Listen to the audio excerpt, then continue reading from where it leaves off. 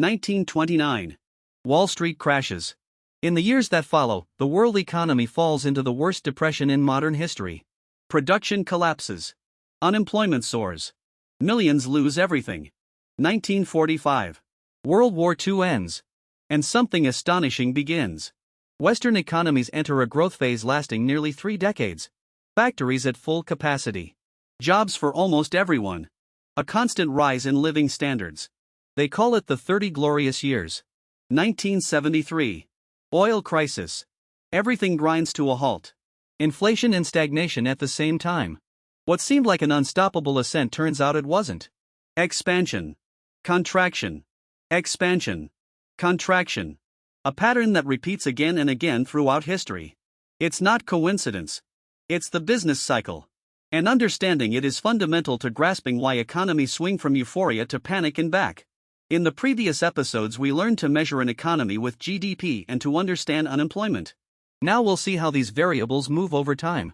Because they don't move in a straight line. They move in waves. The economy grows for a while. Then it contracts. Then it grows again. That oscillation has a name, has phases, and has been studied obsessively for nearly 2 centuries. The business cycle has 4 phases. They don't always last the same amount of time. They aren't always equally intense. But the sequence repeats. The first is expansion. The economy grows. Firms sell more, hire more, invest more. Unemployment falls. Wages tend to rise. Confidence is high. People spend. Firms borrow to expand. The second is the peak. The high point. The economy is running at full throttle. But tensions start appearing. Prices rise. Raw materials become scarce. Credit may have extended too far. Some asset valuations look excessive. The third is contraction. Output starts to fall. Firms sell less. They cut back. They lay off. Unemployment rises. Confidence collapses. Consumers spend less, which causes firms to sell even less. A vicious cycle. When that contraction is severe and prolonged, we call it a recession.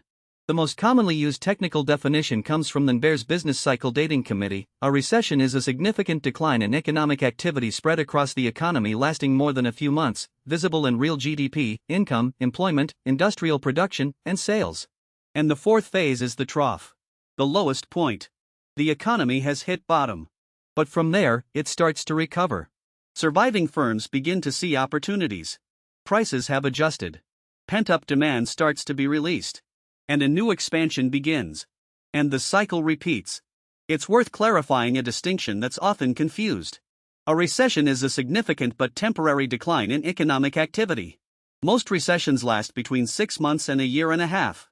A depression is something far more severe. There's no universally accepted official definition, but generally we speak of a depression when the GDP decline exceeds 10% or when the contraction lasts several years. The Great Depression of the 30s was the last real depression experienced by advanced economies. U.S. GDP fell roughly 30% between 1929 and 1933. That wasn't a recession. It was a collapse. Since then, developed economies have suffered recessions, some severe, like 2008. But none reached the levels of the Great Depression. At least not yet. In 1939, in the aftermath of the Great Depression, an Austrian economist named Joseph Schumpeter published a monumental book titled Business Cycles. In it, he proposed an idea that remains one of the most influential and most debated in all of economics. Schumpeter argued that cycles aren't a defect of capitalism. They're its engine. His key concept is creative destruction. The idea that economic progress advances by destroying the old to make way for the new. Inefficient firms go bankrupt. Obsolete technologies disappear. Workers relocate. And from those ruins emerge new companies, new industries, ways of doing things that didn't exist before. Recessions, according to Schumpeter, aren't just pain. They're also cleansing. They eliminate what doesn't work and create space for innovation. The automobile destroyed the carriage industry. The personal computer destroyed the typewriter. E-commerce is transforming retail. Each wave of creative destruction brings a period of painful adjustment. Jobs vanish. Communities suffer. But it also brings a leap in productivity and living standards. Schumpeter even classified cycles by their duration. The short kitchen cycles of about 4 years, associated with inventory changes. The Huglar cycles of about 9 years, associated with business investment. The long contractive waves of about 50 years, associated with major technological revolutions. This vision is fascinating, but it has serious critics. Not everyone who loses their job in a recession finds a better one afterward.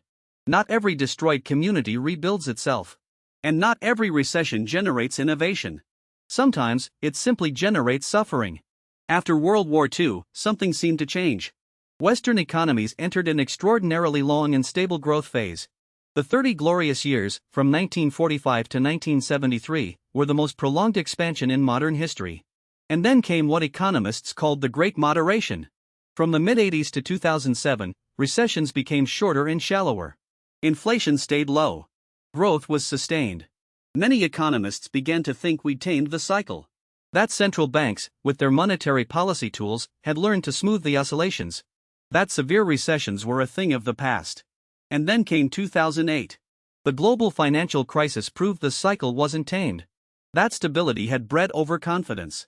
That the absence of recessions for so long had allowed enormous risks to accumulate in the financial system. Risks nobody was measuring well. The 2008 recession was the worst since the Great Depression.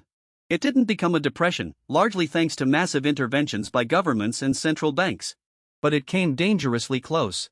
The lesson is clear. Business cycles can be smoothed, but not eliminated.